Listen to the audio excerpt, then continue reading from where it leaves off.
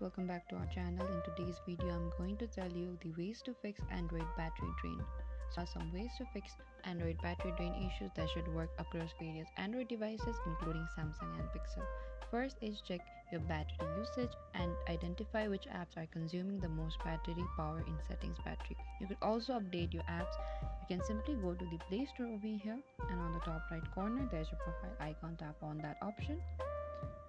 And after you reach your profile, what you have to do is select manage apps and devices, and over here we could see the updates available. You can simply tap on that option, and on the top we could see update all option. Tap over there.